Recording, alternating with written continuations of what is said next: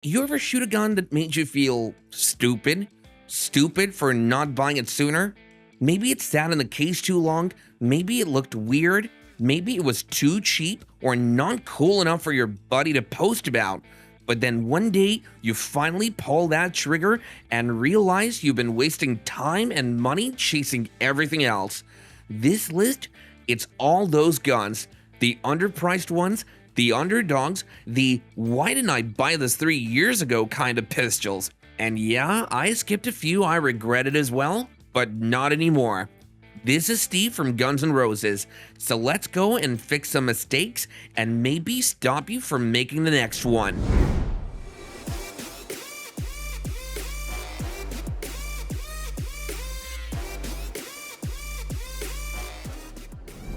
You know what's worse than overpaying for a pistol? Skipping one that could have outshot your $800 favorite for half the price. That was the Canik TP9 Elite SC. I passed it up 3 separate times, no joke. Thought it looked cheap, sounded Turkish, and didn't carry the Glock stamp of approval. But here's what I didn't realize. This little thing runs like it's on rails. The trigger, stupid good. Better than guns that cost double. The slide, like it was dipped in oil, and the grip texture, just the right balance between snack-free and secure. I didn't appreciate it until I actually ran it hot at the range, and then it was too late. I'd already wasted rounds on bulkier, pricier guns that didn't group half as tight. People sleep on the TP9 Elite SC because it doesn't look premium. But shoot one and you'll wish you had 3 mags deep into this thing a year ago. This isn't just a sleeper, it's a pistol that punishes hesitation. I used to walk past the Ruger Max 9 like it was a budget impulse buy. Pocket-sized, plastic-looking, no edge. Felt like something you'd carry if you couldn't afford a real gun. But then I actually shot it and the first mag told me I'd been a fool. Flat recoil, clean break, the kind of accuracy you don't expect from something that small and that cheap. But the kicker? No drama. The Max 9 didn't jam, didn't rattle, didn't flinch under pressure. I'd been chasing flashier guns that cost twice as much, and most of them couldn't hang. Guys who carry every day figured this out years ago. But me? I bought it late, and the only reason I don't regret it more is because I own one now. If you skipped the Max 9 thinking it was a joke, you're not alone. But trust me, this pistol isn't funny, it's a warning. And next up, we've got a full-size sleeper from Italy that shoots like a dream and nobody saw it coming. You know what? I used to think the Beretta PX4 Storm was one of those cop pistols that got retired for a reason. Looked clunky, sounded outdated, never once saw it on a bestseller shelf. But then I shot one. A friend tossed it to me on a whim, said it was just for fun. I expected nothing, and then the trigger surprised me, then the grip, then the way it didn't move when I rapid fired. I couldn't believe how smooth it ran. The recoil wasn't just soft, it felt cushioned, like the pistol was catching the energy for me. That gun stayed flat and tight through every mag that I dumped, and halfway through the box, I caught myself smiling because I realized I liked it more than half the tactical wonder guns I'd been told to buy. I'd skipped this pistol for years, all because of how it looked. But the PX4 doesn't care about looks, it just shows up and makes the better guns look lazy. Don't sleep on the classics, mind you. And don't get too comfortable, because the next one, it's small, snappy, and sells faster than it can stay on the shelf. The Hellcat didn't ask for your trust, it earned it while you were busy waiting. Most folks thought it was all hype. Tiny gun, big claims, flashy rollouts. The smart move? Wait it out, right? But while everyone hesitated, the Hellcat started racking up wins. It showed up on belts, on training courses, in holsters of people who shoot more than they talk. And before you even gave it a chance, it was already proving itself again and again. You didn't need to believe the ads, you just needed to shoot one back when the price was lower, the shelves were full, and everyone wasn't chasing it. But you passed, and now you're wondering if it's too late to catch up. That's the Hellcat's legacy, the gun that delivered before anyone believed. And the next one, you definitely laughed at it, but the damn thing refused to die. So if the Hellcat taught people not to judge a gun too quickly, the Kimber Micro 9 takes that lesson and throws it in your face. This does not look like a carry gun. It looks like something you display and not draw. It's polished, compact, branded with a name people associate with showpiece 1911s, and that's why most shooters walk right past it. But the truth is, this gun wasn't made to impress the internet. It was made to vanish into your day-to-day and quietly become the one pistol you never stop carrying. It's the one people reach for when no one's watching because it actually stays with them. And if someone had pulled you aside years ago and said, hey, this thing doesn't just look good, it survives the long haul, you probably would have picked one up a long time ago. Next, forget subtle. This next gun was built for real combat, and it certainly shows. When I first saw it, it looked like a gun you'd see in a hostage rescue and not in someone's glove box. The FN 509 Tactical didn't seem like it belonged in normal life, but then I watched a guy carry one every single day while working a 60-hour job supporting 3 kids and training every weekend like something was coming. And maybe something was, because when his neighbor's house got hit in a botched home invasion, guess who they called before 911? The guy with the big, ugly, overkill gun. Nobody laughed then. Nobody asked how many rounds it held or what attachments it had. They just felt safer knowing it was there. That's the part you don't hear about. The pistol wasn't built for comfort, it was built for people who carry the weight the rest of us don't see. And now you're realizing you might not need something flashy, you might need something that can end the nightmare before it even starts. You saw it early, you passed, and you'll wish you didn't. It didn't look special. You probably scrolled right past it the first time. A black polymer frame, simple silhouette, no cult following, no flashy marketing. Just another striker-fired 9mm, right? But here's the twist. The people who bought it didn't just like it, they improved. Shooters who were plateauing suddenly started shaving off split times. Guys who flinched under pressure started punching tighter groups. Women who never trusted their grip started controlling recoil like it was nothing. And the pistol, it never once demanded attention. It just sat there getting better results from the people holding it. You didn't expect that, did you? You thought Walther meant old school or overpriced. But this wasn't about legacy, it was about letting average shooters feel like they leveled up and they didn't even know why. And now you get it. You didn't skip the PDP Compact because it looked bad, you skipped it because it didn't look loud enough to be great. And now you're wondering why the best shooters keep reaching for it. You ever notice how some guys at the range don't say much? No plate carrier, no merch, no speech about what gun you should carry. Just quiet reps, clean draws, tight groups. You finally ask what they're running and they tilt their hips slightly. M&P, that's it. No ego, no flex. And that's when it hits you. Maybe you're the one overthinking it. Because while everyone else was rotating through the next big thing, this pistol just kept getting brought back. Reholstered, reused, rebought. Not because it was perfect, but because it stayed. You had your phase, the one where it felt too plain, too police, too safe, but now you see what it really was, a gun that outlasted the noise. And if you'd bought it back when it was everywhere, cheap, consistent, and underappreciated, you wouldn't be here still wondering what to trust. It's not exciting, it's worse. This is the kind of pistol that quietly beat everything else and never even raised its voice. And if you thought that was humbling, wait until you see the one pistol that's been outperforming this since day one. The Glock 19 Gen 5 is the gun you avoided for one simple reason. Everyone told you to buy it, and that's exactly why you didn't. You wanted something different, something cooler, something that felt like your pick and not the obvious one. So you bought trends, you bought experiments, you bought whatever the internet was obsessing over that month.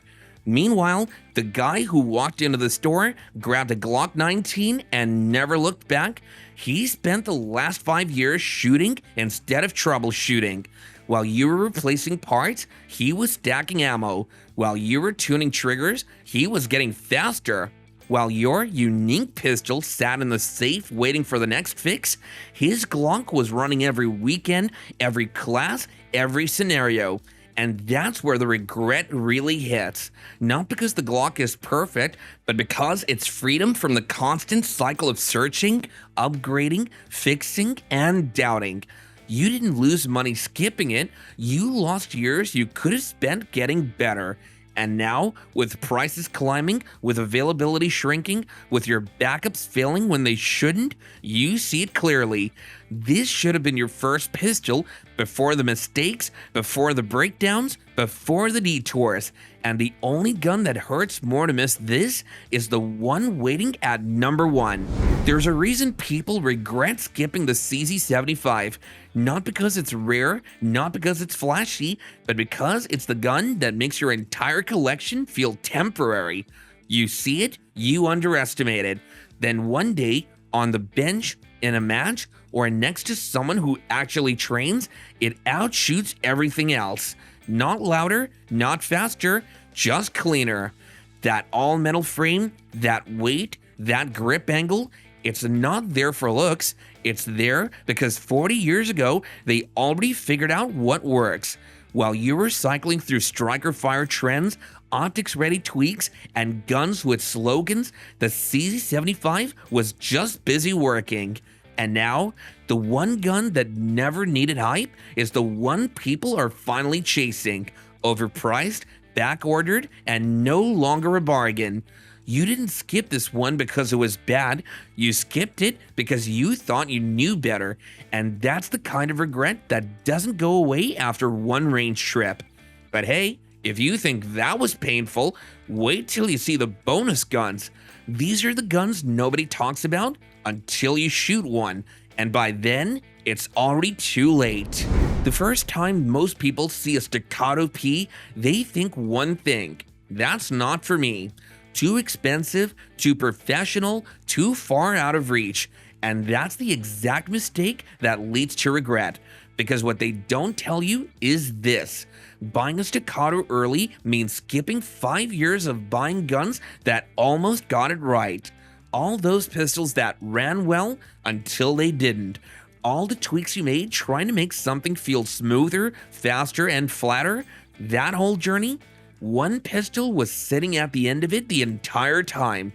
You didn't save money by avoiding the staccato, you just paid more slowly. Ammo, parts, time, frustration. You could have been better sooner. This pistol didn't need to prove itself to the internet.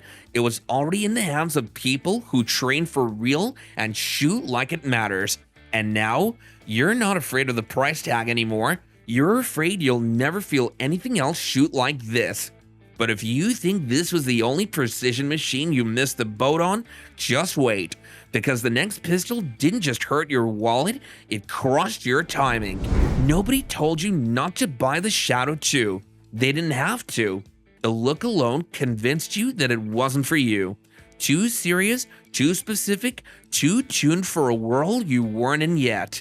But what you didn't know was that this gun was already in your future. Not the first year, maybe not the second, but eventually, when you stopped buying trendy guns and started chasing performance, you found it again. And that's when the regret really kicks in. Because while you were training your hands to fight recoil and recover slow, this pistol was erasing those problems for people who got there first. It's not a gun that wins arguments, it's a gun that wins drills. And when it's too late, when the price jumps, when it's back ordered, when your crew's already switched, that's when it hits you. I wasn't just late to buy it, I was late to realize I needed it. And we're still not done. The next pistol, it doesn't just outperform expectations, it makes you question what you thought custom even meant. So by now, you've gone through a dozen carry guns, some light, some too bulky, some you just never trusted. But you told yourself the Wilson Combat EDC X9 wasn't for you. Too custom, too expensive, too much for a carry gun. So you waited, you built your own, you tried cheaper clones, and then one day you finally held one, just held it, and that made everything else feel artificial. The cut, the fit, the way it sits in your hand like it already belongs there. No rattle, no forgiveness. It doesn't beg for optics or comms or mods because nothing you add would make it feel more right. And that's when the regret really hits. Not because of the price, not because you spent years trying to replicate something this pistol was already born to be. It's not flashy, not loud. It's the quiet reminder that you don't carry what you could have, you carry what you settled for. And we're still not clear yet because the next one, it was affordable, available, trusted by thousands, and you still missed it. He pulled it out of his holster like it was nothing, just another polymer gun at the range, except it wasn't. This dude ran that HK VP9 like he owned it for a decade. No flinch, no drift, mag after mag, clean, calm, fast. I asked what mods he had on it. He laughed. Stock. And that's when it hit me. I'd been looking past this thing for years. Too plain, too tame. But the VP9 doesn't win attention, it wins time. It's the pistol that shows up when you're burned out on tuning triggers and chasing brands. The one that just runs. I'd been skipping it for Glocks with colors, SIGs with lights, and Canics with egos. Meanwhile, the VP9 was silently making better shooters and never asking for credit. That's the regret. Not that I missed a trend, but that I missed the one pistol that could have made me better way sooner. And if you think this one stinks, wait until you meet the next one. The one you dismissed as a wannabe Glock, and now you wish you never did. You ever talk trash about a gun you had never even fired? That was me with the MR920. I called it a wannabe Glock, said it was just hype in a new frame, but then I shot one. First mag, tighter group. Second mag, faster splits. By the third mag, I was mad because it didn't just shoot better, it handled things my Glock never did right. Grip texture that actually helped, a frame that didn't fight me, recoil that settled faster than I could believe, and every round reminded me that all my assumptions were wrong. You don't regret missing out on hope, you regret skipping the one pistol that quietly fixed everything you were pretending not to hate. The MR920 didn't ask to be a legend, but it turned out to be the Glock you always wanted, which was built before you admitted it out loud. And now, you're not judging it anymore, you're just wishing you had one before the price went up and your pride got in the way. If you've owned any of these, you already know. If you haven't, trust me, the best time to buy them was yesterday. The second best time is before this video ends. Don't wait on hype, don't wait for a sale, don't wait for your favorite YouTuber to approve it. If something here spoke to you, go run it, go shoot it, and feel what you've been missing. Drop the gun you wish you bought sooner in the comments, and we'll build part 2 from your list. I'm Steve, and around here, we learn the hard way so you don't have to.